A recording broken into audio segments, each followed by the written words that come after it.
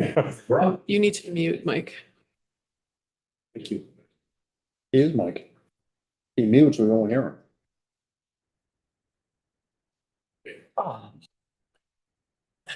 We're getting punchy in the afternoon. I tested.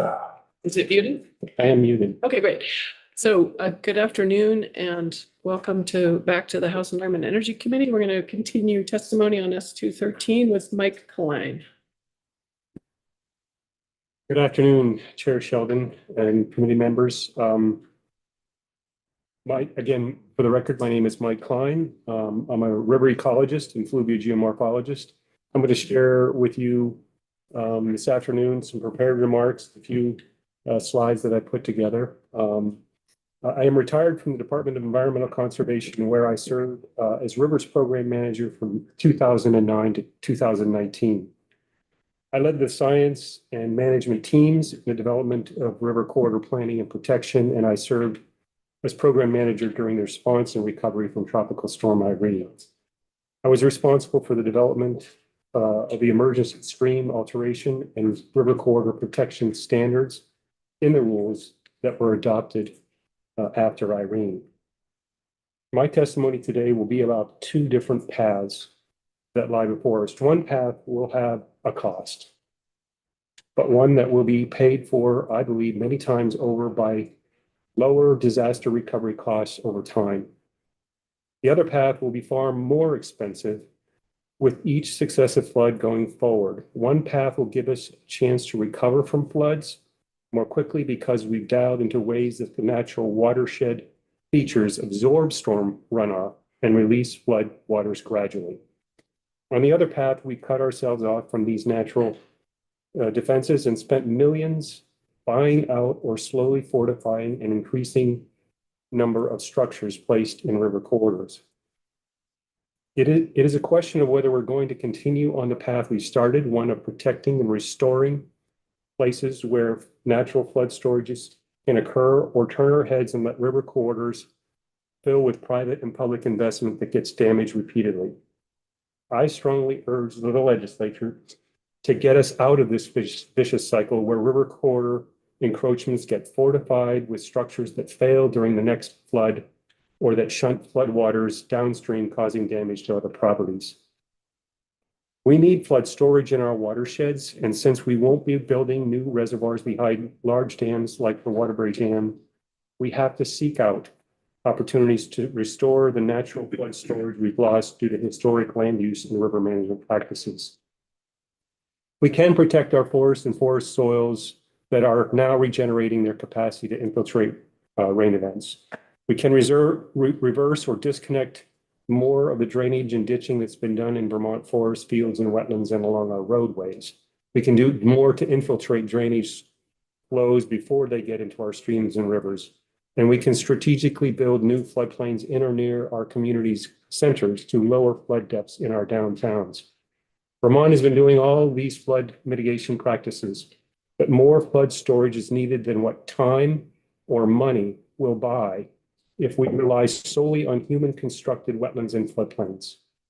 Floods create floodplains, and it is still possible for Vermont to benefit from this natural process by simply limiting new encroachments within river corridors. Rivers that have the space will remeander over time, build and maintain the floodplains and wetlands we've lost over the last century when they were ditched, dredged, straightened, bermed, and armored. Naturally generated floodplains that dissipate erosive energy and store floodwaters will spare downstream locations that would be damaged otherwise. This upstream-downstream relationship is why the state must be the entity responsible for river corridor protection.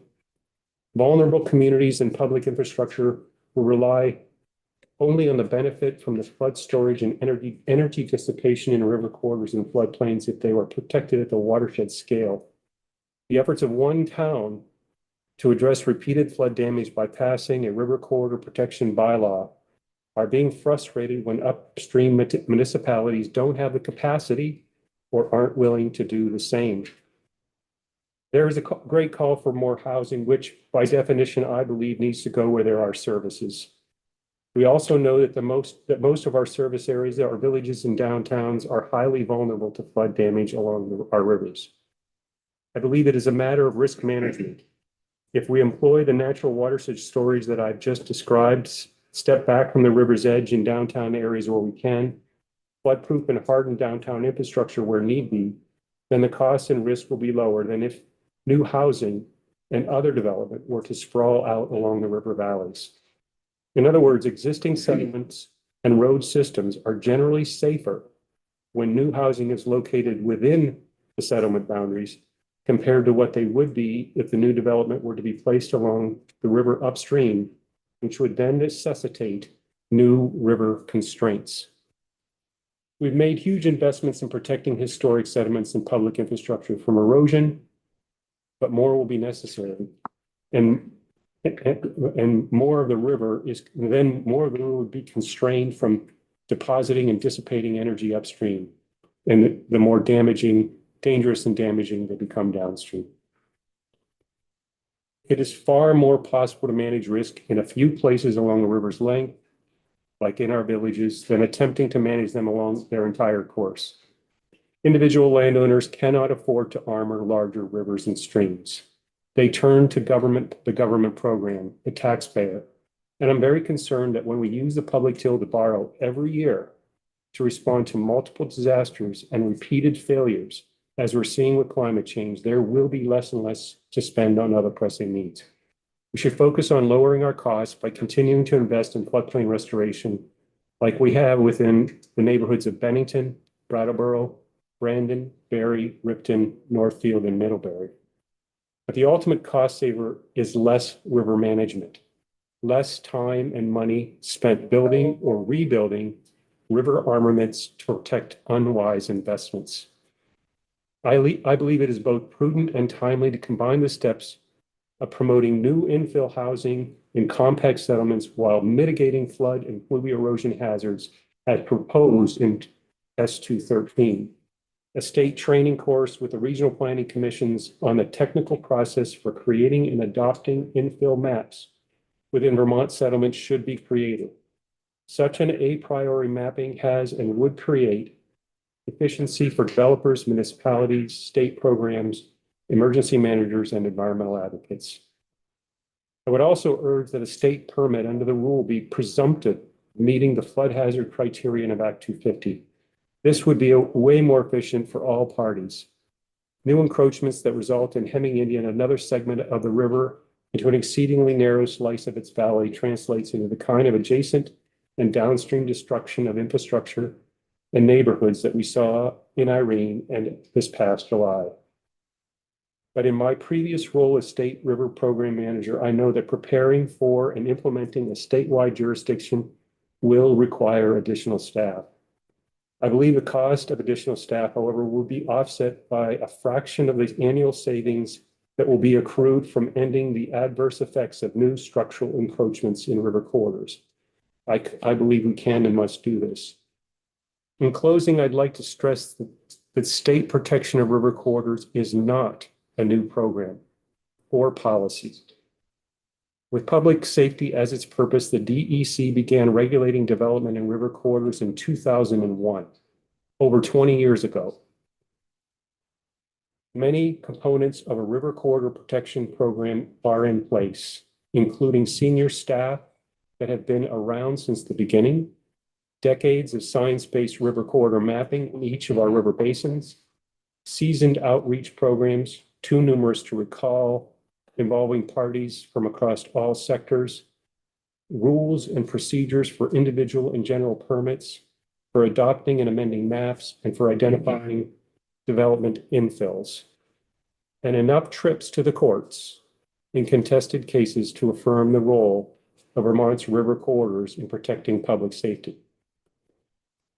Does this previous work make the timelines in S213 achievable?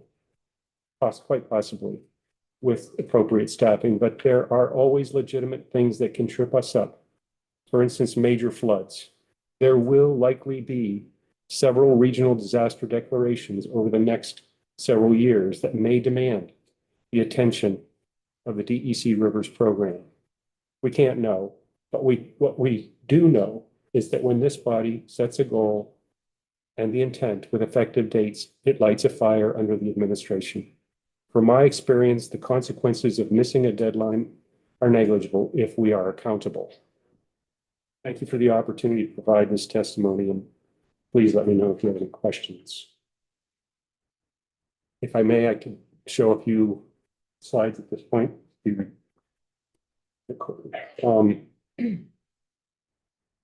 What I mentioned in my previous testimony that we are in a condition right now in Vermont where we have lost a tremendous amount of storage in our watersheds.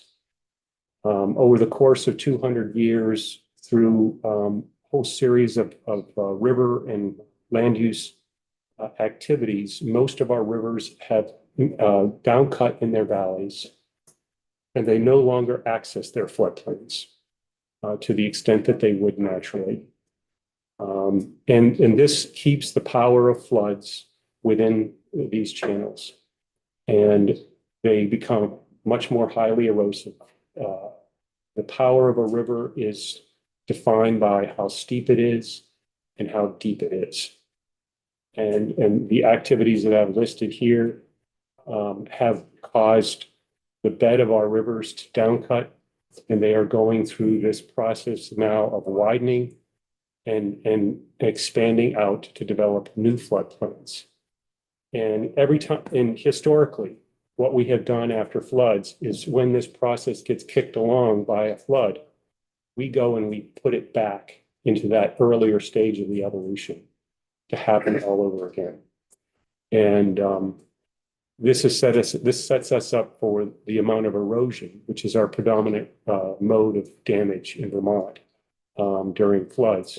When we contain floods within these narrower, deeper channels, when they do finally break out, they cause much more inundation damage than they would have otherwise, because that flood water has not been infiltrated along the way. So from our assessments, we have determined that we have lost storage in over or nearly 75% of our streams and river systems. And this translates into the kind of damage that we're seeing along our roadways and in our villages with the lack of storage and more erosion. So we developed the river corridor in Vermont to try to capture this evolution process, to basically define in the valley how much space the river needs to get to a lower gradient and a lower depth such that the erosion does not change the elevation of the river. And this delineation process is this channel evolution that I'm depicting here. That's really the basis of our Vermont River Corridor. This is the science that we presented to the legislature back in 2009 and 2012, either side of Irene, that developed this definition and statute. And in 2012, the Rivers Act added the requirement for a buffer either side of this meander corridor to accommodate the full process that the rivers were going through. So the purpose is to minimize erosion hazards and risks to public safety. The mapping is delineated with mapping standards that are science-based, consistently applied and periodically revised. And the policy is upheld but with a standard of no adverse impact, with options for technical site reviews, mapping appeals, exceptions for infills and redevelopment, and functional uses like bridges. I wanted to share these last couple slides. I mentioned the need for additional staffing, and what this table shows is really the body of work that the current staff achieved over a 5-year period out in the field working with Vermonters and with Vermont municipalities. And I think one of the key take-homes of this is the amount of technical assistance that's being provided by the floodplain managers and engineers that are on the ground and the river scientists that are on the ground versus how many permits they actually write. The whole goal of the program is to really work with people one-on-one on the riverbank to say what you are proposing to do is going to cause the river to respond in certain ways, which could damage your property further or the property of others. And it's through that communication on the ground that we have been successful to date in working with Vermonters to achieve less encroachment both in the river and within the river corridor. So, you can see right here where I've listed avoid or limit new encroachments. We have over 2,000 site visits a year with landowners and municipal officials, and only a quarter of those result in a permit. And it's really my experience that should we, successfully get this bill passed and implemented in a number of years, that technical assistance is going to still be very high. Vermonters are going to have a lot of questions about the movement of the river, how it's affecting their property, and what they can do about it. What should they do about it? And it's the role of the Rivers program to be out there working with our communities to work through and problem solve if there is a way. And this will increase. Hopefully the permit level, I know it will increase, but I don't know that it will necessarily increase commensurately with that change. I think we have done a tremendous amount of outreach in the state about the dangers of placing structures in these corridors, but the technical assistance will be, I think, key to keeping the program working for Vermonters. And so I wanted to share that with you, and also the fact that through this technical assistance, we have been able to work with landowners to generate projects that reconnect our rivers and floodplains and wetland systems. So often we're able to turn that request of, can I riprap the river to keep it away from my field, into a project where we can restore a floodplain or a wetland through that educational process. So this is a 5-year look at how many connections Rivers program staff have been involved in, to get an increase in the types of storage and stability that we're talking about, that we need to protect our road infrastructure and our communities. So I guess I would close in urging the committee to support the agency with some more positions. I think that's critical to the startup of this bill. One of the things that will be a huge, I think, benefit to everybody. I mentioned the infill mapping.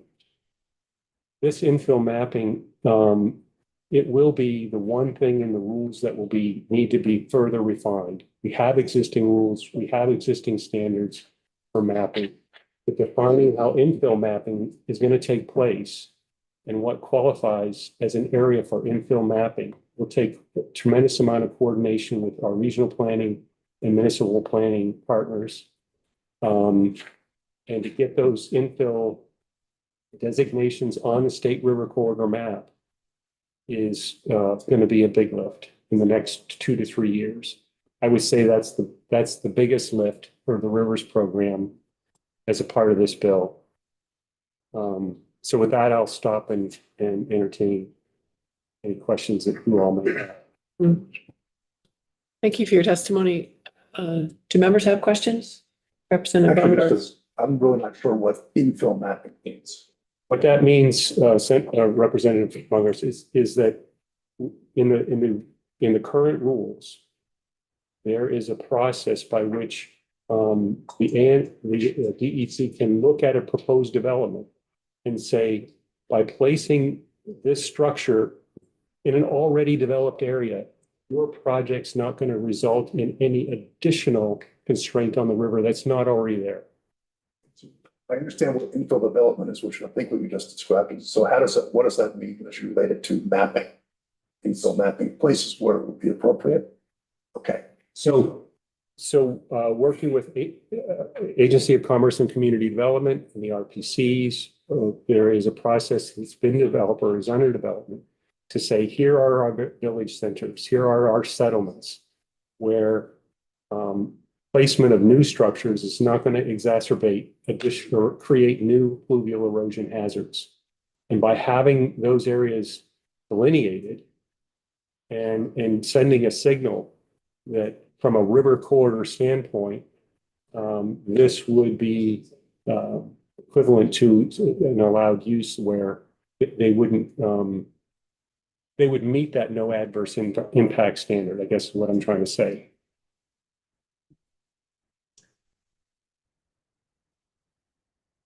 Thank you for your testimony. I'd be curious how you would advise Montpelier with both, because they have both an inundation and erosion risk. And if you've been helping advise Montpelier. Well, I have not been involved in the current efforts to advise Montpelier. Montpelier is an area that has been heavily fortified through the downtown from an erosion hazard standpoint. And the way we think about that from a river management standpoint is there is a public commitment to maintain that. There is such public value in maintaining the Winooski River or a section of the Winooski River through downtown Montpelier as a straightened river that will likely continue. To think otherwise wouldn't work. But it is the lack of floodplain storage upstream of Montpelier that we're lacking, which I think results in the degree of inundation, flooding, and damage that we are seeing in Montpelier. I do believe we can make a difference in inundation type hazards in Montpelier. The North Branch is controlled by the reservoir. We are not seeing the type of erosion on the North Branch that you would see if a dam were not there, sure. And there's the whole science around cutting a river off from its sediment supply and how that reduces river movement is at play there. But I have looked at the Winooski River all the way up to Cabot, and there are reaches that are currently redeveloping floodplain function, and they are not necessarily protected at this point. They could be lost. And I'm working with different organizations to try to identify those parcels and those landowners that we might approach about conserving some of those floodplain functions. So I think in addition to some of the things I listed, just good forest and field practice, road management practices upstream of Montpelier.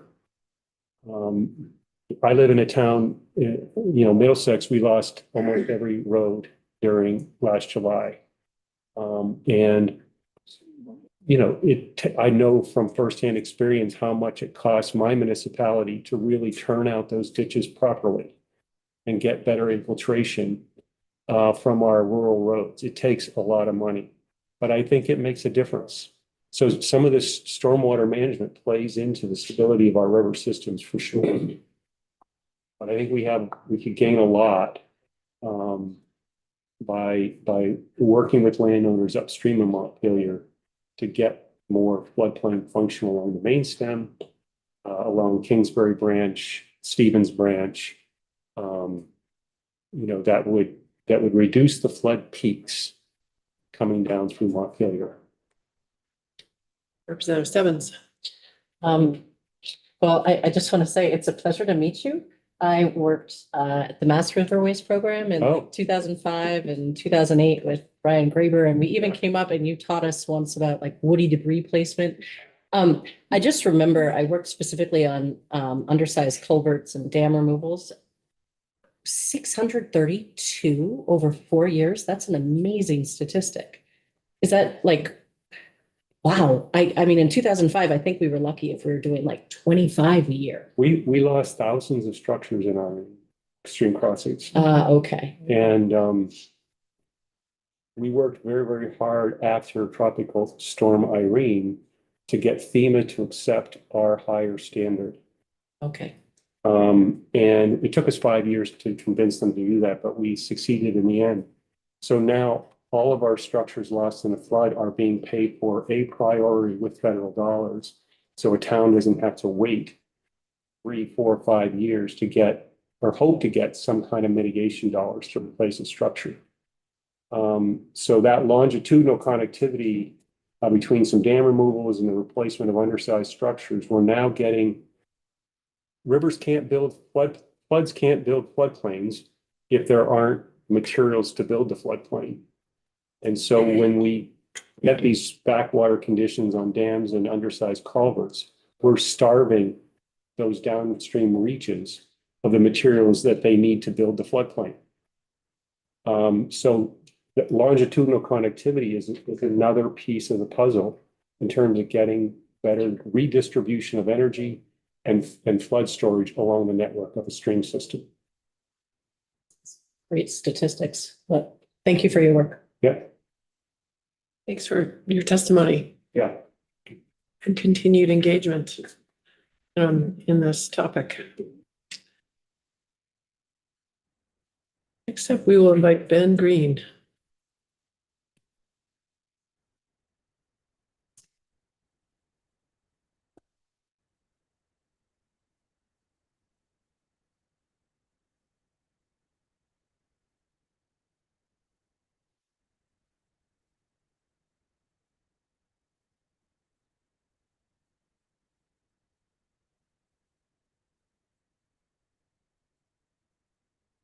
Any type of sharing enabled? If I just gave it to you.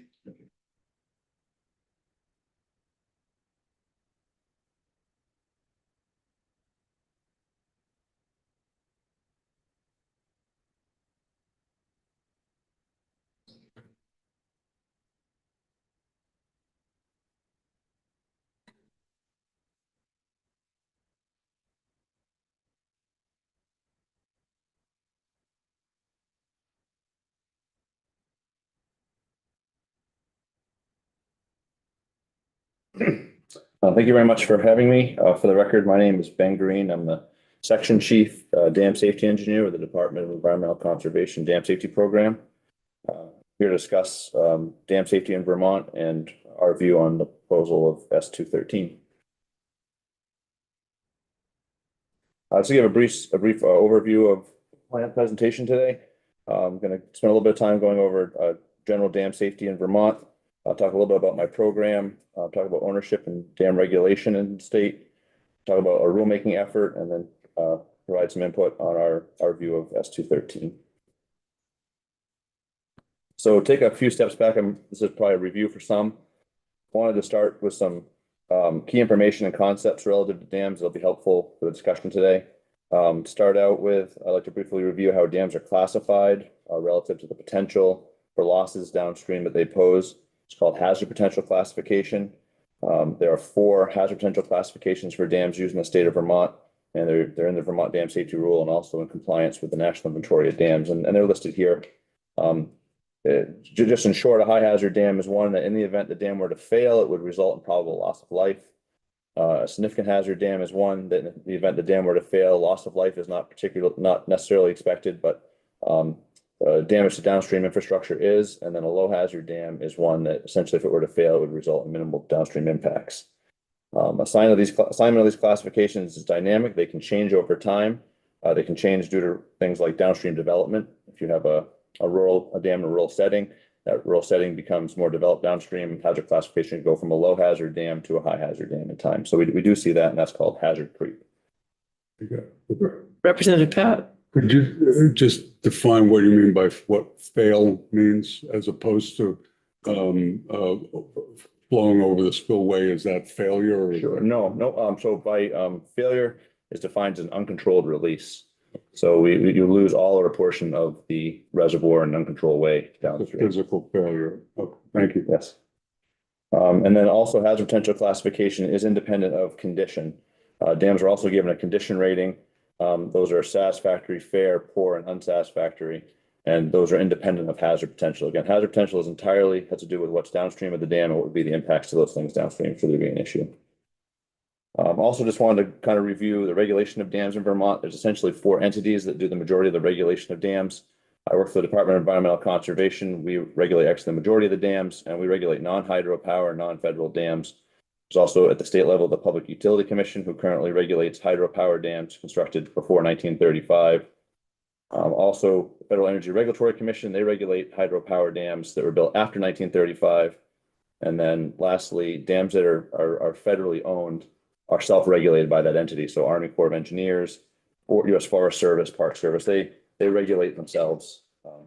That's essentially how dams are regulated in the state. Again, this is still another review slide here, but just to briefly go over the dam inventory in the state. We maintain a dam inventory. It was developed by our predecessors. We're always modernizing it, improving it. But basically, there's nearly 1,200 records in the inventory, and here are just some of the numbers broken out by dam jurisdiction. So my program has jurisdiction over nearly 1,000 dams. The PUC has regulation over 20. Federal Energy Regulatory Commission a little over 80, and then there's roughly 20 to 25 dams in the state that are federally owned and regulated. And the hazard potential classifications are broken out here as well. This program, this slide is just a brief overview of our program. We are located in the Water Investment Division within DEC. Our mission statement is listed here. It's a little bit different than many of our colleagues and sister programs in DEC, and that our primary focus is public safety. We have 2 primary responsibilities. Number 1 is dam regulation. And that's again, non-power, non-federal dams. And then number 2 is ownership. We are the state's, we are the direct owner representative at 14 state-owned dams. And we also provide assistance to roughly 85 other A&R owned dams. So we roughly split our time 50-50 between dam regulation and dam ownership responsibilities. Just take a quick step back, some interesting facts. Our program has been around in its current state since around the 1970s. We've been led by capable predecessors. We've had spent somewhat limited size, limited funding. And we've generally had 2 people in this program to do this work. In 2018, rulemaking authority was given to our program for the first time. It allowed us to play catch up to federal standards in other U.S. states. Historically, dam safety regulation in Vermont was largely voluntary. Dam owners could opt out of our regulation, our guidance. They could opt out of our inspection program. And with few exceptions, we didn't really have the authority to compel owners to make safety improvements unless it was essentially an imminent failure type scenario. So we really historically had pretty limited regulatory authority. Since 2017, when I started with the program, we started with 2 people, myself and one other engineer. And since then, our program has expanded. We now have 2 licensed engineers, myself and one that's a limited service position. We have 2 staff engineers. Again, one of them is a limited service position. And then recently we hired a program administrator who was funded through a limited service position through a FEMA grant we were able to obtain. On the regulatory side, we operate under State Statute 10, GSA Chapter 43 dams. It gives us the general authority to do things like inspections, permitting, and work on unsafe dams. On the ownership side, as I said, we have direct responsibility for 14 state-owned dams. And we do participate in roughly 85 other A&R owned dams in helping them with technical assistance. The goal of our program is, in moving into the future, is to be more effective dam regulators and more effective dam owners. And to achieve this goal, we see really a need to stand up an A&R dam ownership program, and then also a need to have more proactive and better regulation. So to kind of go down the dam safety ownership, go down the dam ownership route for a little while, these next few slides. Again, we own 14 dams. That includes the 3 Winooski River flood control dams, a Waterbury Reservoir Dam, Wrightsville just up the road from here, and East Barry, as well as roughly 85 additional dams are owned by DEC, FPR, and Fish and Wildlife. Typical ownership tasks that we undertake are listed here on the slide, pretty wide ranging and, design, engineering, operations and maintenance, incident response, contracting, et cetera. The highest risk assets that we have are the Winooski River flood control dams. Some basic data on those dams is listed here. Each of these dams provide a measure of flood reduction and protection along the Winooski River in Barre, Montpelier, Waterbury. And these dams are pretty hugely time consuming to our program. That they're large dams. They were originally built by the Army Corps of Engineers, handed over to the state for ownership and operation. And so we're the responsible entity when it comes to these structures.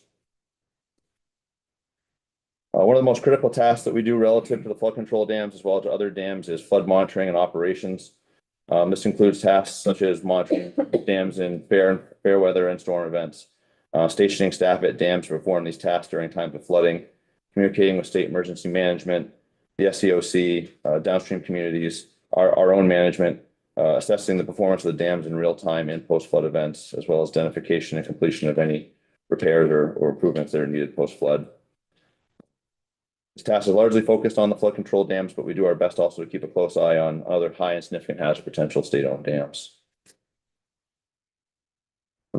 So this slide is just a video. It gives an example of a flood operation, us performing a flood operation at Waterbury Dam. This is a discharge from a spring 2019 event. Again, it's just meant to give you a sense for the scale of the operations that we perform.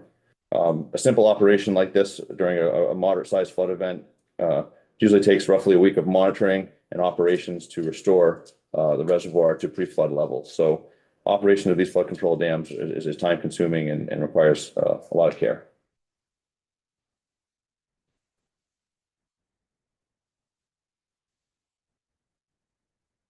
So 2023 floods, we were heavily impacted by the floods, both our program and our infrastructure. We performed a lot of work since then, a lot of work during the flood, and continue to perform a lot of work associated with the flood. Post-flood, we did things like performing inspections and assessments of the dams. An example of that is we hired a consultant to assist us to perform confined space entry structural inspections of the outlet barrels and tunnels at Wrightsville Dam and East Barre Dam. We worked with contractors to perform minor repairs to some of the dams, as well as remove debris from many of the spillways that became clogged post the flood. Right now, we're working with the Army Corps of Engineers to develop a study of Wrightsville Dam and East Barre Dam to study their performance during the flood, with the plan to evaluate alternatives to hopefully improve future flood performance. Also, we continue to work on Waterbury Dam. I think hopefully you're all somewhat familiar with the spillway project that's going on, preparing to going up there. The project, roughly a $79 million project that we're scoping out right now with the Army Corps of Engineers to perform major maintenance to the gate system up there. We're also in the process of doing a risk reduction project up there right now to essentially reinforce the bridge and one of the gates that has structural deficiencies to buy time until this larger project can occur. These weren't necessarily things that came out from the flood, but things that just, again, the flood pointed to the need to get these things going as soon as possible. In addition to that, we've been working with consultants that we've had to update ANR own dam emergency action plans that include updating existing plans and developing new ones for dams that didn't have them. We're working with a consultant to collect additional engineering data, including geologic and geotechnical information at some of the dams where there's suspected issues. And we're working on completing a comprehensive internal after action report from the 2023 floods to help us focus and learn and do the best moving forward. So, as owners, some of our challenges are listed here. Approximately 40% of ANR owned dams are in poor and unsatisfactory condition. That's on the level of dams across the state. But again, it's a fairly high percentage. Nearly 80% of our dams are 50 years old or older. Many of the components on these dams were designed with a 50-year design life. And in many cases, we've exceeded the original design life of some of the components, and it's time for major maintenance or replacement of some elements. It's a kind of a random thought or question. So they're 50-year-old dams. Was there like a dam building spree in the 70s, or were there dams there before that these replaced? There was a dam building era in the 60s and 70s. For example, the flood control dams in the Connecticut Basin were built in that era. Also, the Soil Conservation Service actually ran a program where in rural communities, they helped people design and build dams. And so we have probably 100 dams alone that were built through that program. So there was a fair amount of dam building going on in the 60s and 70s and even the early 80s. And then there's quite a drop off after that in terms of the amount of dams that were built. But many of the dams were, and there are dams obviously pre-existed that as well that are over 50 years old, but there wasn't that dam building era. Representative Sakowicz. Just following up on that a little bit, when the dam building rate declined, was that because of a shift in thinking about building, or because most of the major sites had already been taken that were vulnerable to dams, or maybe some of both? Probably a combination. I think the federal program, some of the federal programs for dam building dried up. So, I think that was probably a large driver. I mean, believe it or not, as a private owner, you could actually essentially hire the federal government to help you build a dam on your property. And that's something that seems kind of strange today by today's standards. You could still do that? No, you can't do that anymore, but you could in that time, which again seems unusual by today's standards. I think certainly, and also, environmental regulations, also the advent of environmental regulations that have made new dam construction much more difficult. It's probably another driver as to why the number of dams we see being built is very low now compared to what it was.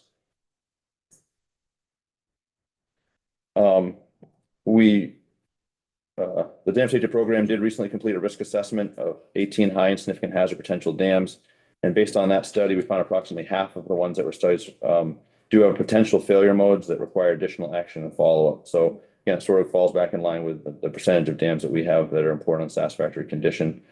Rough estimates of the cost to rehabilitate our dams, including the major flood control dams, it's been estimated in the $20–25 million range.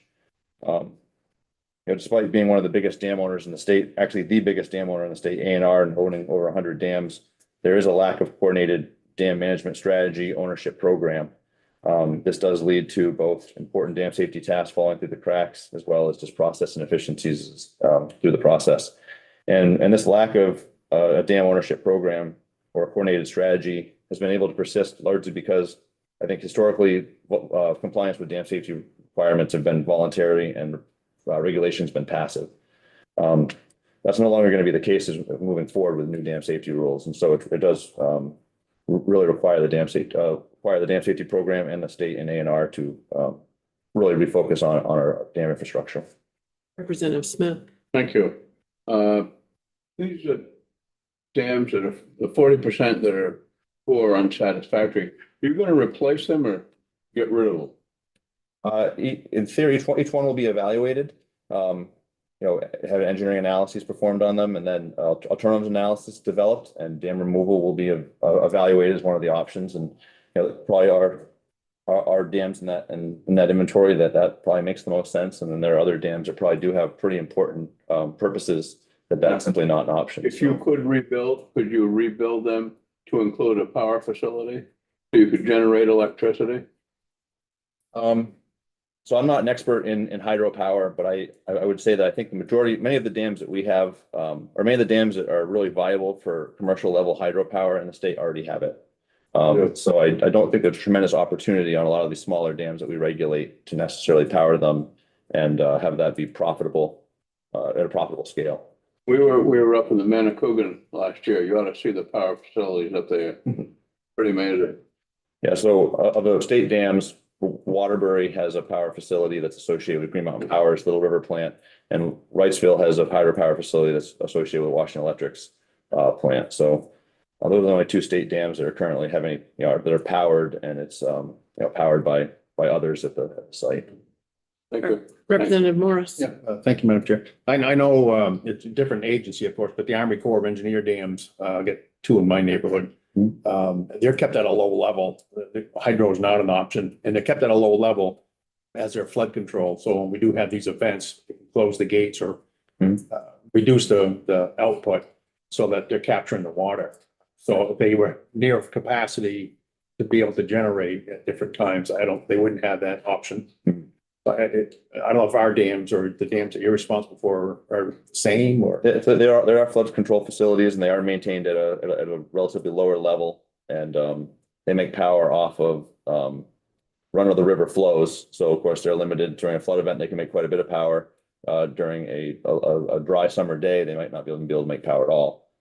So they are limited. They're not allowed to pond water up and then discharge artificially. They have to match run of river conditions. So that does, I think, also impact the profitability of making power. Thank you. Thank you.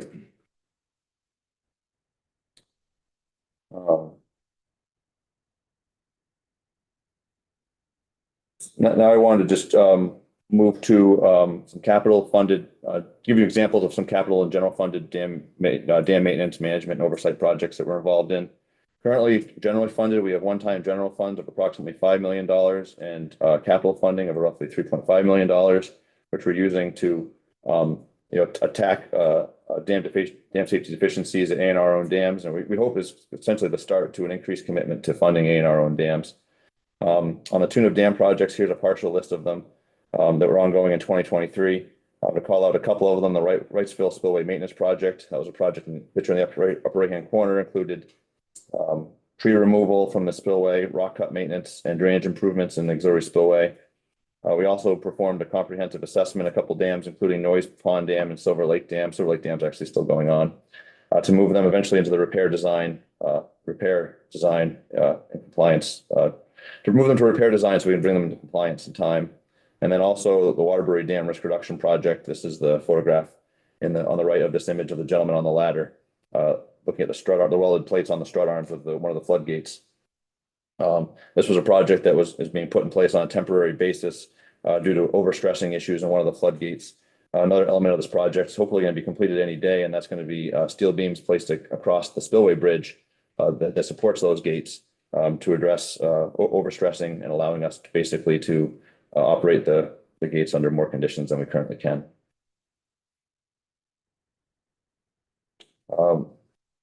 We also have some one-off projects, special projects that are a little bit unusual. Green River Reservoir Dam and Dike is kind of one that falls into that category. We've been kind of put in charge of managing a legislatively required study of the state potentially taking ownership of Green River Reservoir Dam and Dike. This is a two-phase project with a budget of $514,000. Again, essentially to evaluate the pros and cons of state taking ownership of this facility. We're currently working with the consultant GEI to do this. And I kind of liken this to a home inspection on the large high hazard dam and significant high hazard dike scale. We're basically doing a technical assessment of the dam, try to learn as much as we can about it, and as well as other elements. And the two phases that are currently two phases that are planned are listed here. Phase one is currently underway. The first portion of it was non-disclosure agreement signing. Much of the technical information associated with this dam is designated as critical energy electric infrastructure information, meaning that due to that reason, public access to that information is limited to ultimately protect the facility. So it's been a challenging project because it's difficult to get all the information that you need, and you need to have these non-disclosure agreements in place to do so. So essentially, we brought our consultant on board, developed a very rough scope, brought our consultant on board. They signed the NDAs, and then we were able to obtain from Morrisville Water and Light all the needed information that we did to actually evaluate the project. That was the existing information review and site visit, and then from that, we were able to identify, or the consultant was able to identify, roughly 11 data gaps between what we kind of thought we were going to need to do and what data gaps there really are in the existing information. And from that, we're planning to do a contract renegotiation, hopefully address several of those data gaps in the final study, and then move on to phase two, which is upcoming, which includes the elements listed here: field inspection, additional engineering assessments. There's going to be evaluation of the facility, of both the hydropower works, the dam itself, the dike, as well as the value of the recreation state park, to hopefully provide decision makers with as much information as possible on this dam. And then also there's going to be an alternatives analysis where our consultant's going to evaluate several alternatives if the A&R were to acquire the dam, and they're listed here. If we were to take the dam over and maintain the dam as it is for power and recreation, what would be kind of our long-term maintenance costs, what would be our long-term regulatory costs, and so on. If we were to take on the dam and maintain it for recreation, but decommission power is another alternative. And then another alternative yet is if we were to take the dam over and then modify the dam in some way to perhaps lower it or simplify it, and then maintain the remainder for recreation. So the goal of this is to come out with a summary report that will hopefully inform decision makers about taking on this facility. It's a pretty major facility. It's the largest, highest concrete dam in the state of Vermont, and it's really on the scale of our in terms of ownership responsibility of our flood control dam. So it's a pretty major undertaking. So hopefully the study is tabbed to hopefully be completed in time for next legislative session. So does the need for the non-disclosure agreement, is that perhaps why the study was not going to be made public? And does the surrendering of the FERC license change that or anything else in your process?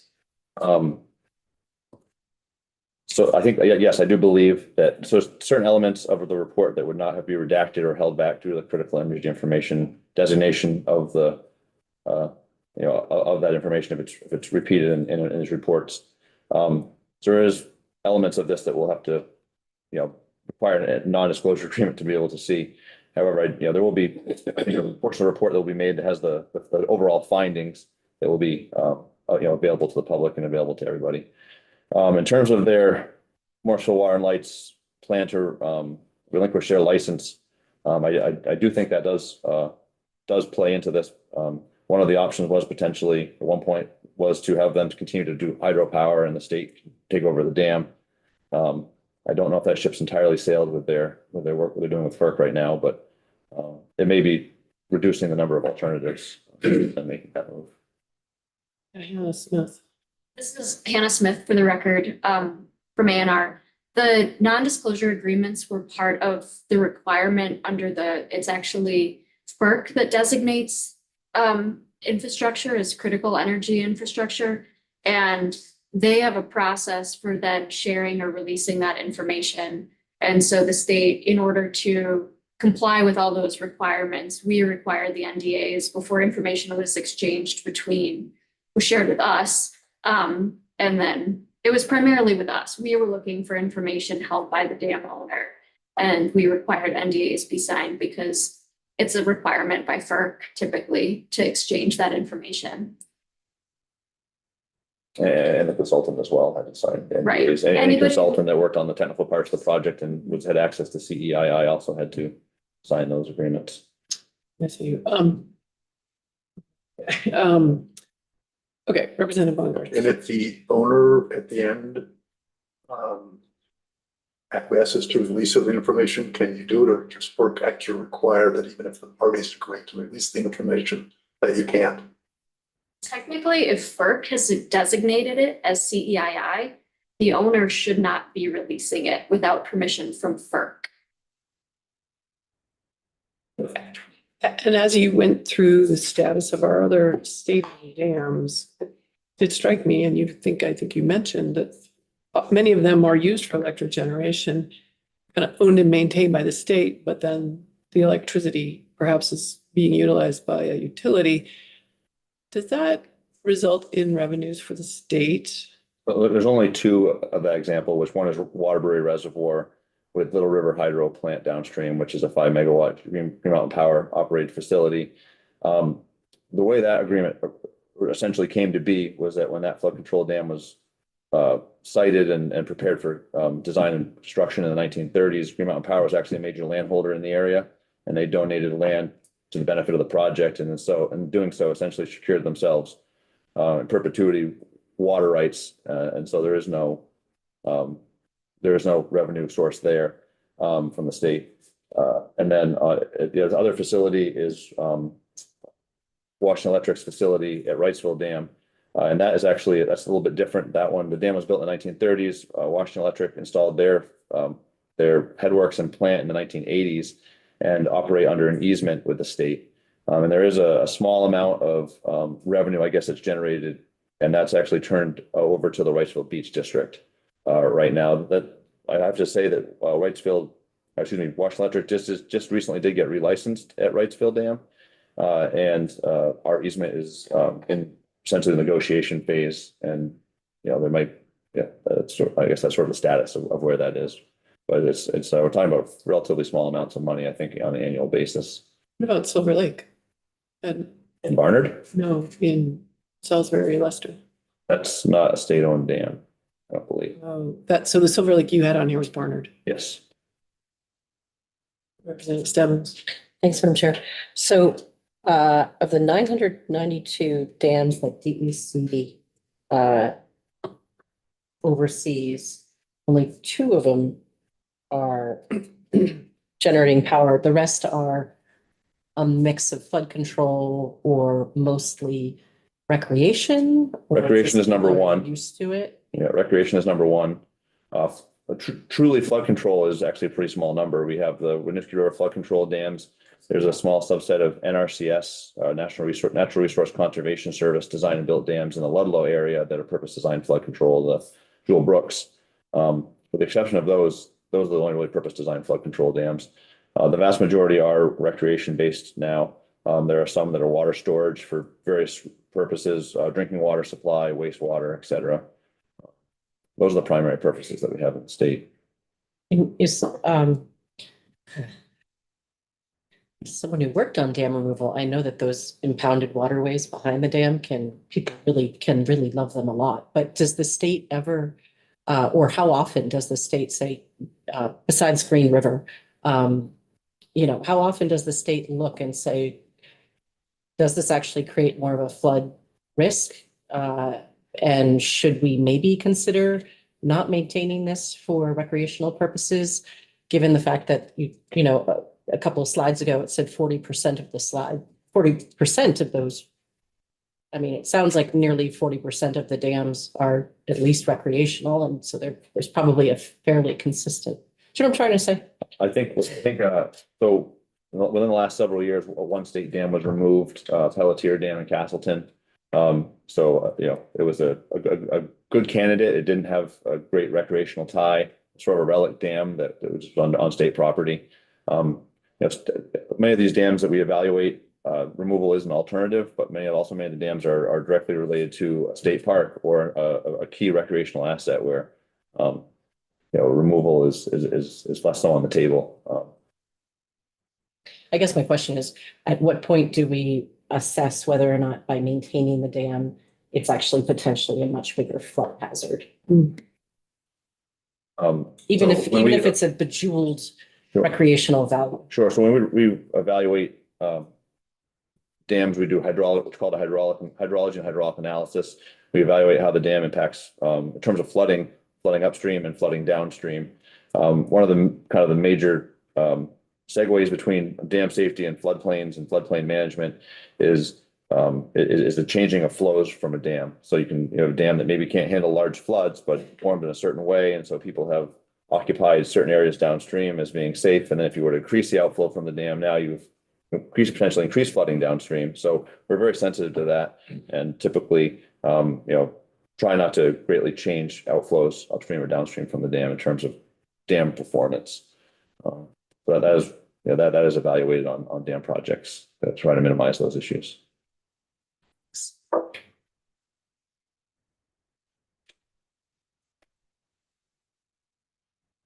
So now to move over to our regulatory side of our work. As I mentioned earlier, we operate under Chapter 43 dams. It's legislation that guides the regulation of dams at the state level, both of the DEC and the PUC. We both use the same statute. It established jurisdiction for us to do things like public good criteria, dam inspections, and how to handle unsafe dams. And again, it currently has in it the defining current bifurcation between DEC jurisdiction and PUC jurisdiction. And as discussed in the upcoming slides, in 2018, that statute was modified, and it gave us quite a bit more authority than we had previously. Perhaps what our program is best known for, and one of our longstanding activities of our program, is our periodic inspection program. We regularly inspect regulated dams. The purpose is to perform visual inspections and assign condition ratings to these dams. And it's also an opportunity to identify potential deficiencies and provide recommendations to owners on how best to bring their dam into compliance.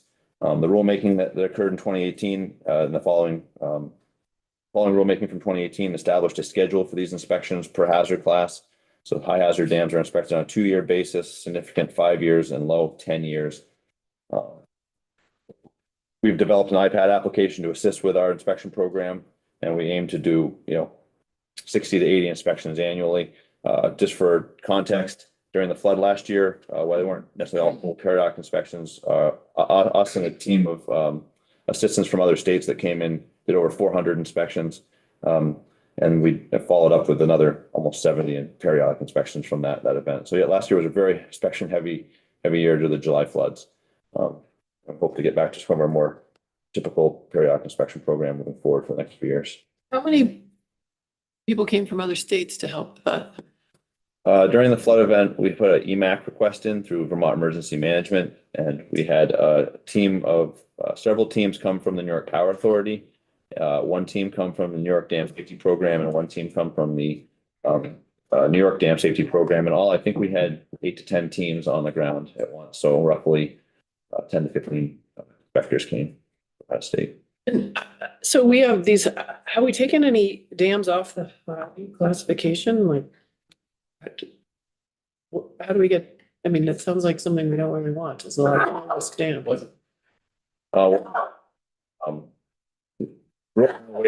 So high hazards, again, the hazard potential classification. So that has to do with what's downstream of the dam. So it's a pretty difficult thing to classify a dam that's currently a high hazard down. I mean, essentially, really, your only way to do that is potentially remove the dam or reduce the size of the dam such that if you were to have an uncontrolled release, you'd have less impacts downstream. It's not a reflection of the maintenance needs of the dam. No, it's completely independent of the condition and the maintenance needs of the dam. The condition rating is what plays to that. Against satisfactory, fair, poor, and unsatisfactory are the condition ratings.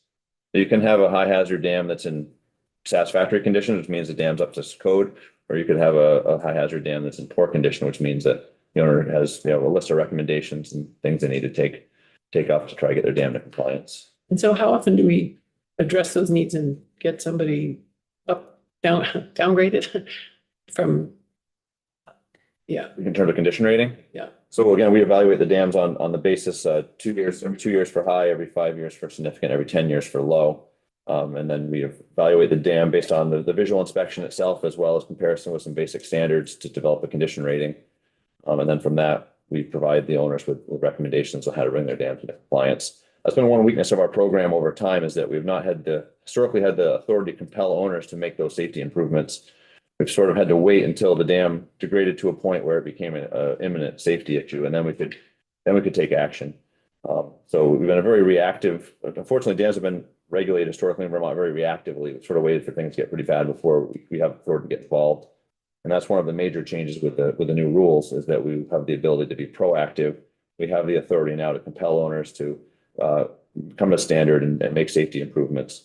So it's a large change in the way that dams are regulated, but realistically, it'll catch us up because we're pretty far behind the times when you compare us to federal standards and surrounding states and how other states are managing and regulating dams.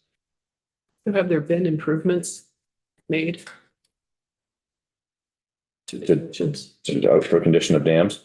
Historically, our program had our inspection program, and we would inspect dams and meet with owners and share with them the results and try to talk them into needed safety improvements if we felt there was a need. And we did have some success historically doing that. Historically, in order to do that, you need to obtain which is my next slide here, a dam order or dam permit. We've historically averaged roughly 5 permits per year for both dam removal or dam repair, rehabilitation, or removal. So that sort of kind of shows the success rate that we've had historically with sort of not really having a whole lot of ability to require owners to make the measures.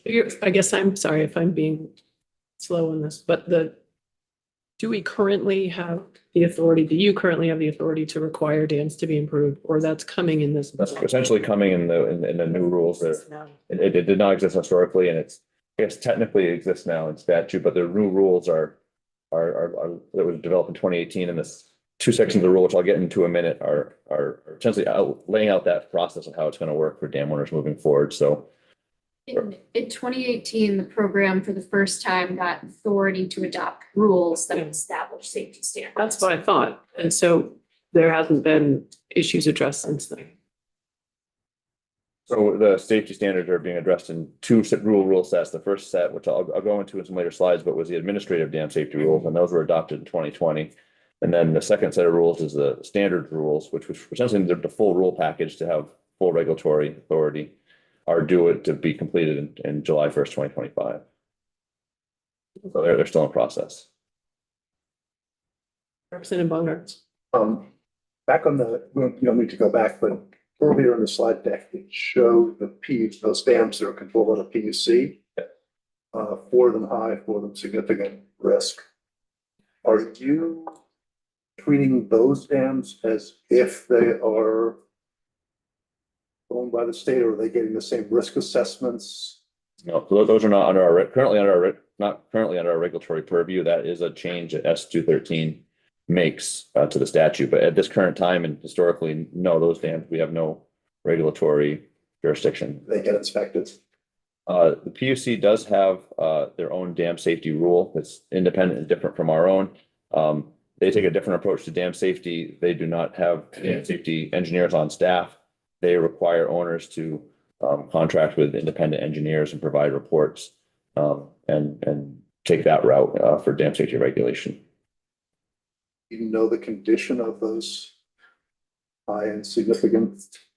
Yes, annually, the Public Utility Commission provides us, in order to update the Vermont database, Vermont Dam Inventory, annually, they provide us the dams updates and condition ratings of the dams based on their regulatory work with the owners and their engineers. Criteria the same as yours? They're not entirely the same, no. And I think once we complete our rule, they'll be different. And their criteria, they're not exactly the same, no. I think that's one of the reasons, again, getting ahead of ourselves. I think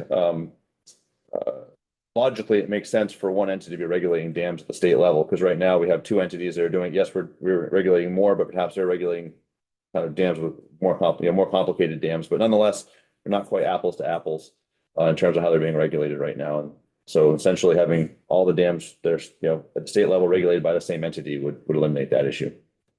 It's almost like at this point, those dams regulated by the PUC are almost, everything comes from the owner.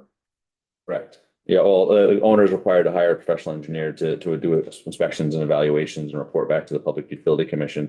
And I'm not an expert on their process, but I believe they have the authority to hire an engineer to work on their behalf to review technical materials if needed. And I know they've done that at least once in the last few years to assist them in regulatory decision making.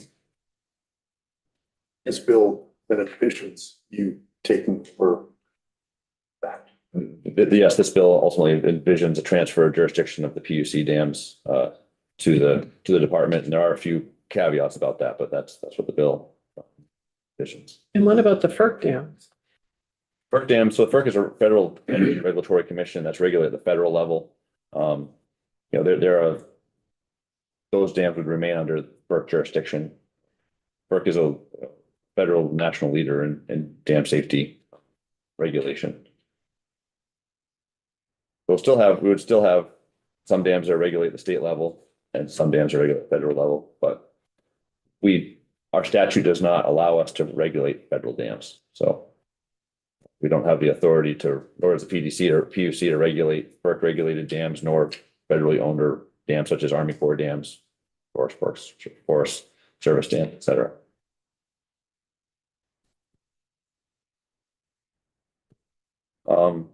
So moving on, just to talk about our, another long-standing activity of our program is the dam water dam permit program. It's required of, new construction, alteration, rehabilitation, removal of dams. There is a size requirement that goes with that, and that's the ability to impound 500,000 cubic feet of water or not, which is pretty hard to envision, but that's essentially you're getting at least to a couple acre size impoundment for our regulations kick in that way, or our statute kicks in that way.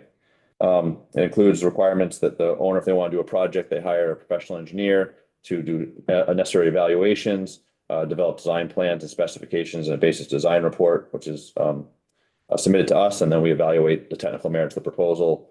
There's other public good criteria that are also evaluated, and essentially it's our duty to either accept or deny the application. There's a public comment period associated with this. And then once the, public comments are also addressed, and assuming it's a acceptable application, an order for permit issued to the owner, and then we do provide regulatory oversight for the construction project. Another element of our statute is the unsafe dam provision. It's really designed to deal with safety concerns in the case of unwilling or unable owners. Historically, this was pretty lightly used. We found it to be powerful, but quite cumbersome. It also comes with a small amount of available funding. The account currently has about $230,000 in it. And one of the things that that the proposed legislation does is it kind of broadens what we can do with the unsafe dams, because I mentioned it's quite a cumbersome process. But the most recent unsafe dam was evaluated through the process last year due to the floods. That was Rouleau Dam in Williamstown. That was damaged during the 2023 flood event. This is a small, privately owned dam upstream of downtown Williamstown, where it was based on our evaluations, estimated that a failure of this dam could result in damage to up to 20 homes and 2 state roads. This provision was used to make immediate temporary corrective actions at the dam, which essentially was partially breaching the dam, to lower the water level, lower the amount of water the dam could store, and then also stabilize it. And the good news about this project is that was completed in November 2023, and this project has since received some funding for removal. So this is a project that's moving the removal route, and we'll be coming soon with that. Some other regulatory things that we're involved in is emergency action planning. I'm not sure if those are familiar with that term, but basically, an emergency action plan is a predetermined written plan that identifies downstream areas to be inundated by a dam failure or incident and outlines actions to be taken to protect public safety. Historically, we have not had the authority to require that dams have dam owners, and that's something that's coming with our new rules. Many of the EAPs that exist have been largely funded by grants that my predecessors were able to obtain. So that's how many of the EAPs came to be. But we have been developing this side of our program. We've been developing EAP templates. We've developed simplified processes in order to develop rapid emergency action plans. Since the flood, a tremendous number of emergency action plans have been developed, which has been a very positive thing. Once our rules hit, all high and significant hazard dams will be required to have emergency action plans, have them updated regularly. So that will be a positive thing. This is a very administrative requirement that we have, but we do operate a dam registration program. It's quite unpopular. Basically, this is a tax to dam owners. This is a program that was started in 2016 originally to help fund the program and bring additional staff into the program that unfortunately didn't really come to be. But basically, on an annual basis, owners of high hazard dams are required to pay $1,000, significant hazard dams $350, and low hazard dams $200 per year. So basically, we have the capability to raise roughly $130,000 per year through this program. It's also another opportunity to reach out to dam owners, make sure we have current contact information for them and those kinds of things. One challenge we have had with this program is it's just with many multi-owner dams and the legal and survey requirements necessary to determine ownership. We do have some unpaid fees. We have roughly $60,000 in unpaid fees that we're working to try to recover. It's been challenging. But ultimately, the purpose of this program is to help fund our program. What do you do if someone doesn't want to pay you? Take their dam? No, we don't have the authority to do that. We have owners with unpaid balances, and right now we're working through the process of trying to get those paid by essentially referencing them to collections.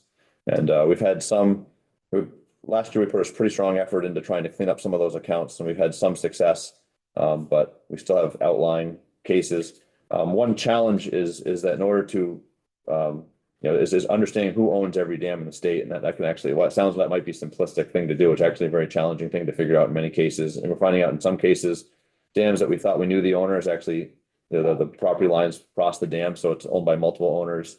And so that is something that's challenged this program quite a bit. I bet it does. Absolutely. Similar to our ownership side, we also do dam incident flood response. That was a major thing that went on during the July floods. We inspected nearly 400 dams. We had followed up at nearly 70 dams. We've been doing ongoing regulatory work since then. We also had a couple other example projects here as well. things we've been doing since the flood include follow-up inspections, following up with owners that had damage, and helping them identify extra measures to improve their dams. We've assisted a lot of owners to develop emergency action plans and, essentially trying to work through those projects that need major improvements following the flood. We also manage several FEMA grants every year. One of them goes to help fund our program. Historically, we received roughly $60,000 to $100,000 per year from that grant. It's called a state assistance grant. Every state in the nation that has a dam safety program receives it. We've historically used it for things like supply, equipment, vehicles. We've usually hired a summer temporary employee to help with our inspection program, and done other projects with it. We've also, since there was a significant uptick in 2024 with the funding, we use it to fund our administrative position. As you can see, we went from roughly $60,000 to $100,000 per year to closer to $120,000, $130,000 per year with a $246,000 award for 2 years. Another grant that we've been managing is the High Hazard Potential Dam Grant. That's another FEMA program that is available, has funding available for high hazard dams that are in poor condition. We had a risk assessment done on 7 high hazard dams in the state of Vermont that met that criteria. It allows us to understand their fragilities and the risk that these dams pose. And by going through the risk assessment, these dams are now eligible for the owners to apply for funding through FEMA, through their 35%, 65% cost share program to perform additional design and construction. Again, at this very moment, we have the somewhat limited authority, regulatory authority to push owners to do this. That's kind of one of the challenges, but hopefully, once the rules are done, we'll be able to start to push these owners to hopefully start making these improvements and utilizing this funding better than they currently are. Our program was audited by the State Auditor of Accounts recently. The auditor found that they've mainly focused on the inspection and inventory section of our program. They did not focus at all on our ownership work. They've largely focused on that portion of our regulatory program. They did identify some deficiencies, and they came out with main recommendations being that they recommend that we get the rules in place as soon as possible, which we certainly agree. That we make some process inspection and inventory improvements, which we're working to implement, and that we also do a staffing level assessment, indicating that we do have a hard time covering the bases with our current resources. We continue to use this audit to hopefully make continual improvements in our program, and we've taken up most of the recommendations. So that gets us to our current rulemaking. This was the process that Hannah was describing earlier. Again, this is an entirely new rule. Historically, there were no dam safety rules in the state of Vermont. We simply had a statute, and then our predecessors would use federal dam safety guidance to work with owners to figure out best ways to meet general safety guidance. It was made a little bit of a convoluted process. Again, we didn't have a hook, or we didn't have really the authority to compel owners to make improvements. So it was pretty limited. But these new rules are really bringing us up to date. When we developed these rules, since we're going from 0 to 100 miles an hour with them, we've developed them very carefully through the development of interest group to help develop the rules. We're having our second part of our rules peer reviewed to make sure that we're up to code with current standards at the federal and state levels. And then we're going to have some workshops for essentially dam owners, because it's going to be, again, quite a paradigm change in terms of how their dam's been regulated. Historically, it's been very passive. Moving into the future, they're going to be responsible for quite a bit more requirements. So again, there's a two-phase rule. Phase 1 was administrative rules, and kind of what phase 1 considered is listed here, and those have been in place since 2020. We refined the definition of a dam. Believe it or not, this program existed for many years without that. We clearly identified what dam owner obligation responsibility meant. We have a requirement that dams be reported in the land records. That's a program that we're working to stand up this year. We also solidify things like hazard potential classifications, our periodic inspection schedule, et cetera. A couple of the major changes are the compliance with inspection results. Once these rules come into full play, we'll be able to go out and do an inspection. If we see pressing safety issues, we'll be able to require the owner to take action to do that. And so that's a major change. And then the other major change is the comprehensive inspection requirement, which is a more modern concept, but it requires owners of high and significant hazard dams at 10 and 15-year intervals to do a much more comprehensive evaluation of their dam beyond just the visual inspection, to make sure their dam is up to code, to make sure there's no deficiencies that they're developing that kind of go beyond just what a visual inspection will show you. So, so that was the phase one of the rule, and then phase two of the rule, as I've said, is it was unfortunately delayed by last year's flood. We were working on it pretty hard, and then we kind of got sidetracked by the flood. But it essentially outlines the technical standards for the dams. It includes things like better application requirements, design planning, construction requirements. We're gonna have emergency action plans and requirements in it, as I've alluded to before, and then from an engineering perspective, technical standard requirements for the major elements of dam safety, which is hydrology and hydraulics, geotechnical, structural, mechanical instrumentation. So these rules are really important. There's significant change to the way dams are regulated in the state. They allow us to take a proactive approach. It allows us to engage owners earlier, so hopefully dams don't get in such bad condition as they are now. And it's really a priority to get these rules in place, so we can kind of get out of the situation that we're in and get to a point where we're using modern dam safety regulation.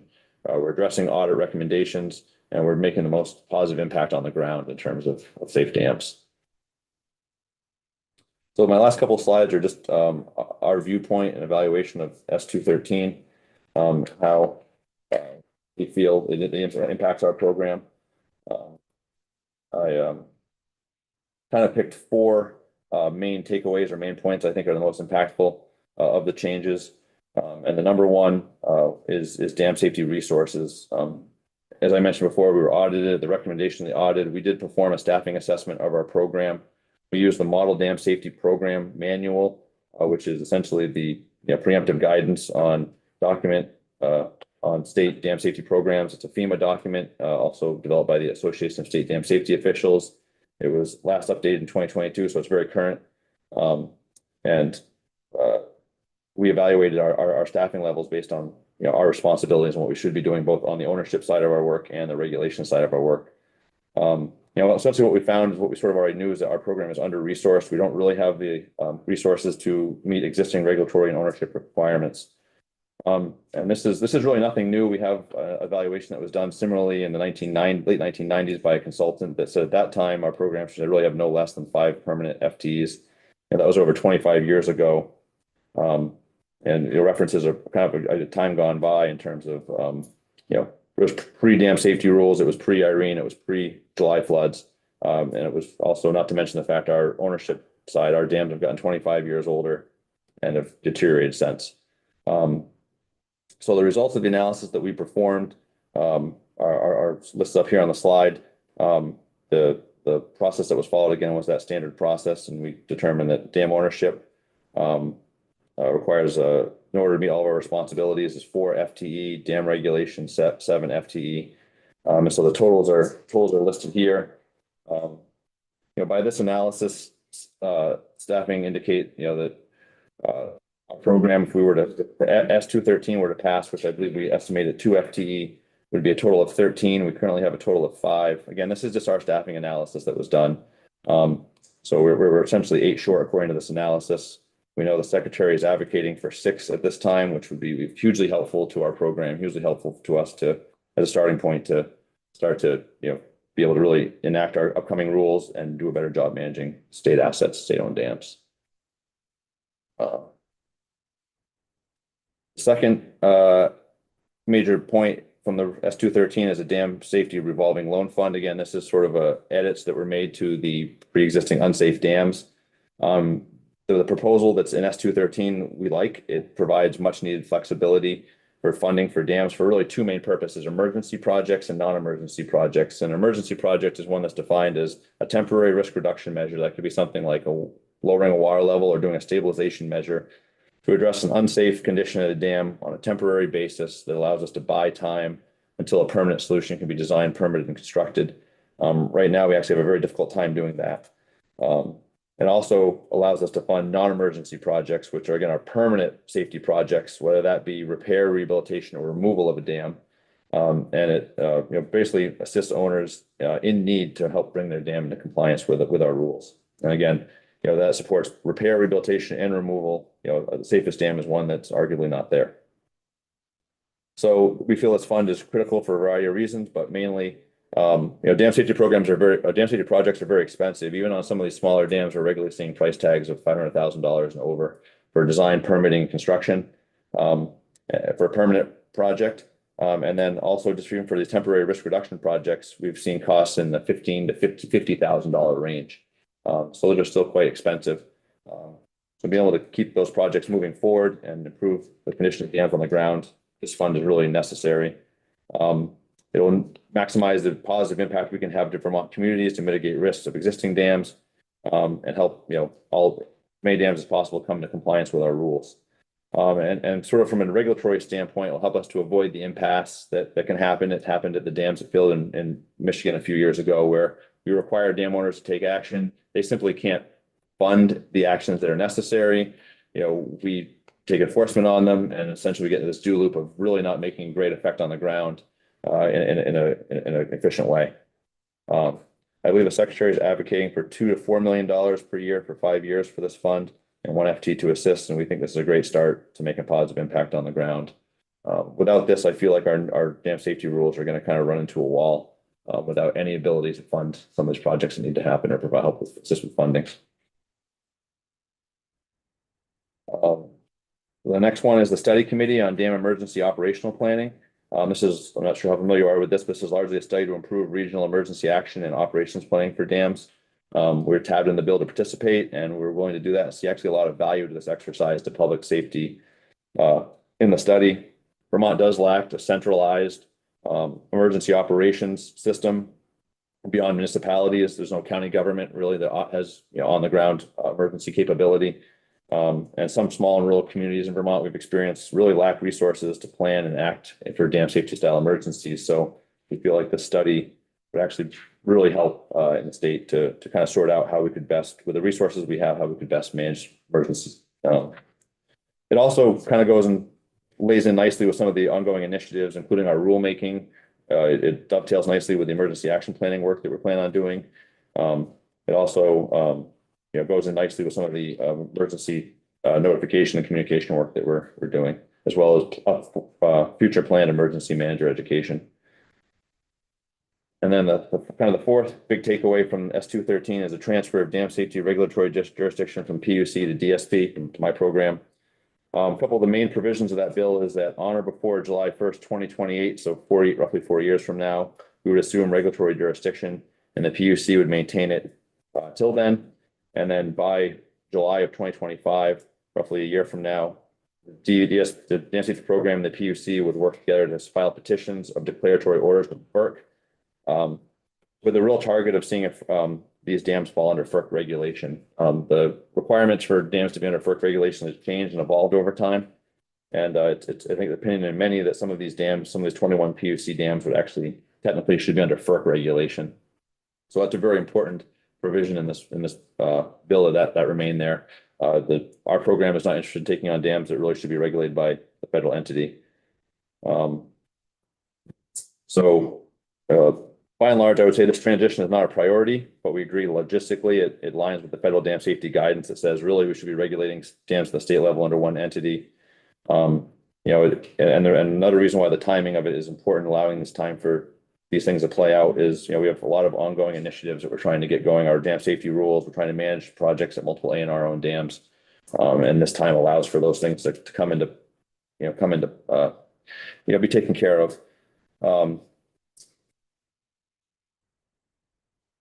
Allowing for that transition, allowing time for that appropriate transition does prevent a lot of unnecessary work on our behalf. It really provides less confusion for dam owners. We really don't want a dam owner to come switch from PUC jurisdiction to our jurisdiction to FERC jurisdiction in rapid succession. That's very inefficient. And also it allows time for us to complete our rules, get them in place and tested. So the ones that in theory fall through the FERC process and come to us, we have our rules up and in place and are able to be effective regulators of them. So. Representative Stebbins.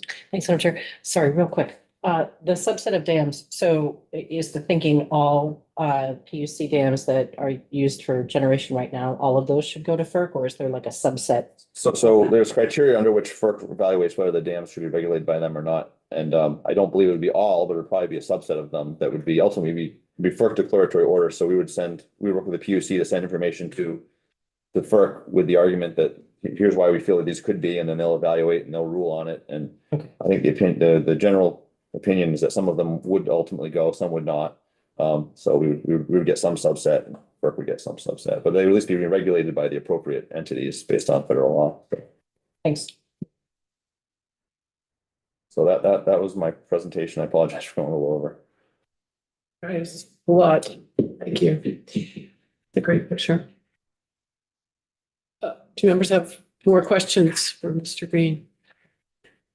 Representative Connor. Just to follow up back on the, to go back to the one slide that shows you have 5 people in the program. Oh, yeah. 3 of them are limited service. Are they, so when do they go away if you don't do anything?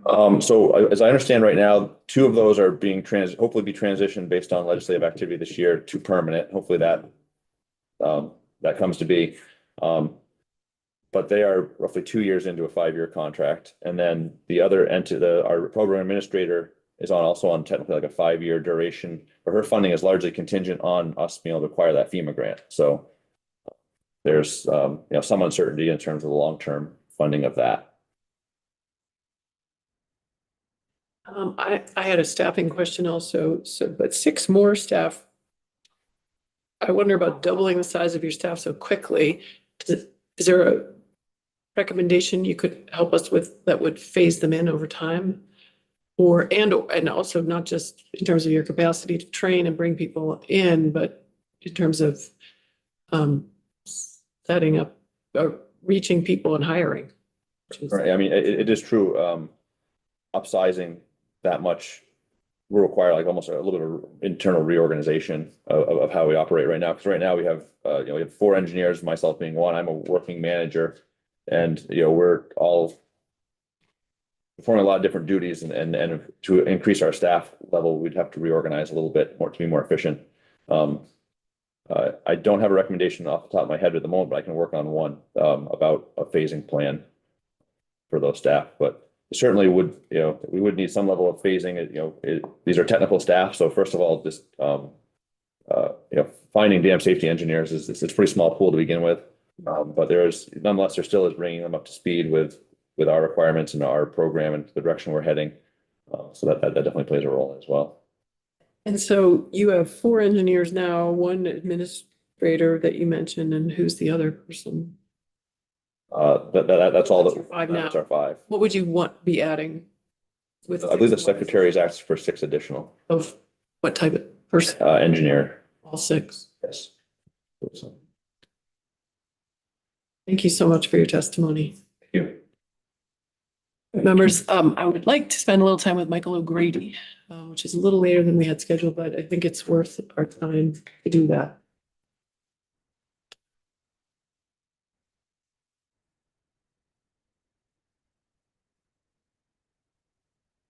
I asked Ben a question. Yes. So there's 6 positions requested in S213.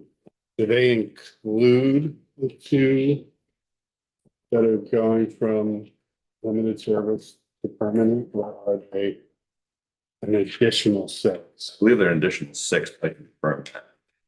So you said the secretary's requested them. Where did she request them? Okay, so they're not in the current budget. I believe No, there are only 2 positions in that has passed.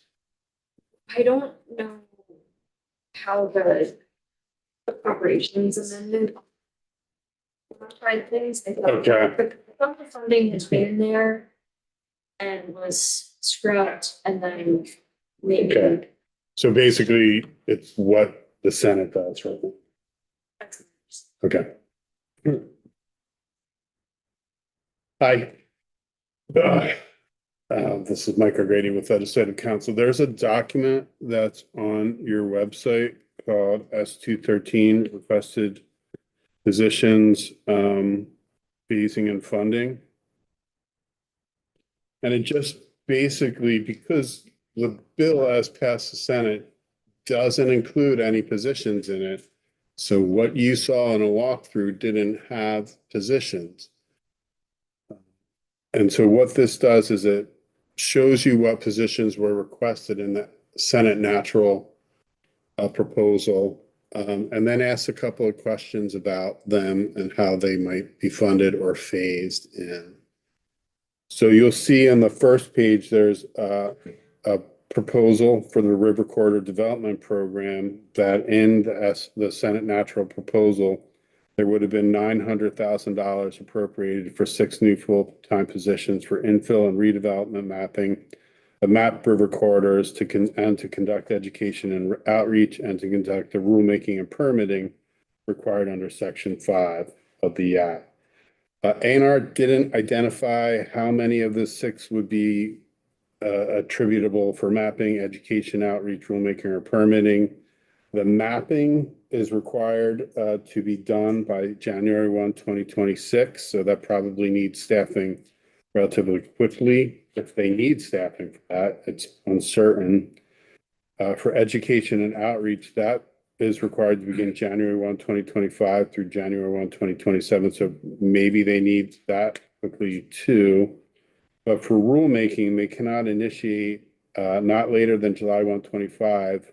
So that's a full fiscal year away, and they have to complete on or before July 1, 2027. Permitting requires A&R permitting of development and river corridors to begin January 1, 2028. So that's 3 fiscal years away. So it's unclear when mapping would require new staff. Would it be required in FY 2025 for education and outreach? Do they need positions immediately, or are they able to phase them in over the next fiscal year or 2? Rulemaking won't start until FY 26, so it doesn't seem like there needs to be a position in FY 25 unless, and I'm going to get to that unless in a minute. And then permitting doesn't start until FY 28, and arguably this is what the agency would need the most positions for, but won't be needed for 3 fiscal years. So funding under statute, the Environmental Permit Fund shall be used to implement programs that require an A&R permit. This would require an A&R permit. There will be a fee for this permit, and so it should be paying for this program. The S213 doesn't include a fee because A&R is supposed to propose permit fees as part of a fee report and included in a fee bill. But there's 45,000 parcels, according to the secretary, that might be subject to this program. So you would think that there's going to be significant revenue developed or produced from these permit fees if there's going to be even a percentage, even a small percentage of these parcels that need permits. It could generate money sufficient to pay for some of these positions, especially if some of these positions aren't needed until FY 28. So then you go on to the state flood hazard area standards requirement, and that in the Senate proposal, Senate natural proposal, would have been $300,000 for 2 new positions to adopt the state flood hazard area standards and to assist municipalities in the adoption of the flood hazard area standards. So A&R is required to adopt the rules to establish the flood hazard area standards by January 1, 2026, and then they are required to provide ongoing education and guidance to municipalities. But what staff will be needed to adopt the rules? It's not clear. Will it be an attorney? I think they need an attorney because S213 has them adopting river corridor rules, flood hazard area rules, wetlands rules. They're already required to do dam design standard rules. They already have an ongoing requirement to amend the Vermont Water Quality Standards rules. And there's probably other things. So will that attorney be shared across the division? Could they assist on river corridor, wetlands, or dam rules? Do they need an attorney for a specific individual attorney for each of the programs? They don't have that now. So that's a question. I think you need more detail about what position is requested. And will a new position be needed for municipal assistance when the new standards will not be complete until January 1, 2026? So you don't need something in FY 2025 for municipal assistance, but you don't know if they're requesting something for municipal assistance. And then does all of the funding need to be from the state? Ben just referenced that there are federal funds available from FEMA and others. The state does get a state mitigation plan grant. Can some of that money be used for these positions, or can they request additional federal funding? It's unclear whether or not that's available.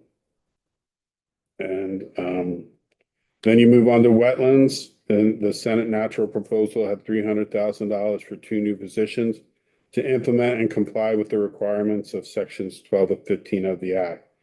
Well, 12 to 15 required mapping of the Vermont Significant Wetlands Inventory Map, and then a new high-quality wetlands inventory mapping by January 1, 2030. And then it also required A&R to amend the rules by July 1, 2025 to incorporate the net gain policy, and then to start to incorporate those rules in the net gain policy into permits issued after September 1, 2025. But I don't know what these positions are for. It doesn't say. It says just to implement those requirements. Are they going to be permitting? Are they going to be rulemaking? Are they going to be mapping? Why do they need a mapping person? They are already required to map. It is a statutory ongoing requirement that they update the maps as permitting is issued. Why would they need a mapper? Again, if for an attorney, if they need an attorney, can that be shared across the divisions? And why would new permit positions be needed, if at all? I mean, they are already permitting. They're already permitting for disruption. They're already permitting for adverse effects. Is the program currently understaffed? Is that the problem? Is that what they need new positions for? Not that 213 is going to implement something so significant to need two new staff. Is the staff already understaffed? So it's difficult to address funding when unsure what positions will be used for. If it's for mapping, isn't it already funded? And why general fund? If the positions are needed to implement the program, especially for permitting, shouldn't fees cover the cost? That's what fees are supposed to do. And this program, this environmental permit fund, is supposed to cover the cost of each of the programs that it implements. And then you get to dam safeties, talking to Ben, questioning Ben about whether the 900,000 in that Senate natural proposal is for 6 on top of what they already have, or if it includes conversion of the 2 limited service positions to full-time positions. In the House passed budget, there are only the 2 limited service being transferred to full. And then there's maybe a third, like a geologist that can be maybe used for it, converted. Not really sure. But there might be a third position there. I don't know how these relate to the 6. Ben thinks that they're unrelated. I think they probably are related. And honestly, in reality, you're not going to get 9 new positions in one fiscal year, especially not this fiscal year. So I think you're probably going to more realistically wind up with 3 to 4 new positions. Unless you amend the fees, because this has an annual fee already, as Ben referenced. There's a registration fee. Yes, it's not popular. And yes, it is pretty significant, especially for a high hazard dam. It's $1,000. For a significant, it's $500.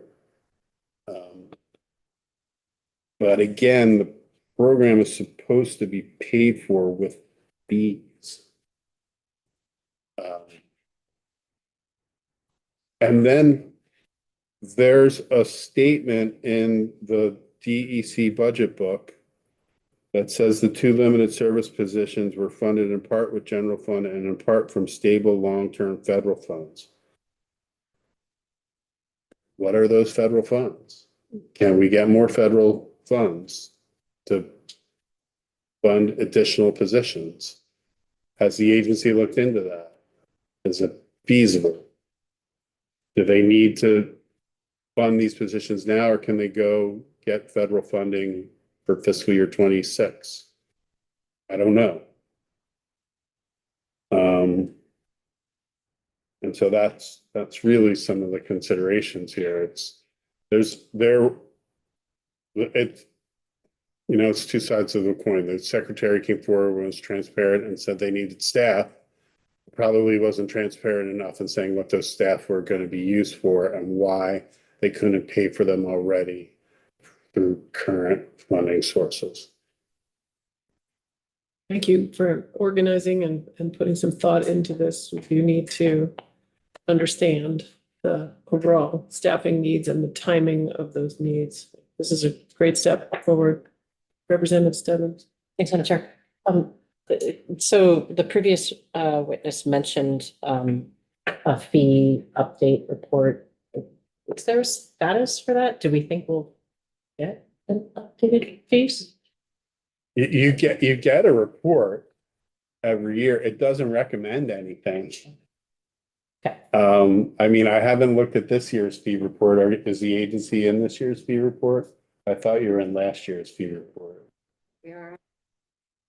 And so there you get a fee report. The administration complies with statute, which requires submission. It just doesn't recommend anything. Great. Thank you for clarifying.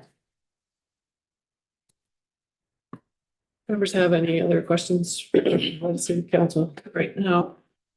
Thank you for doing this. We are adjourned for the afternoon. We'll be back tomorrow at 9.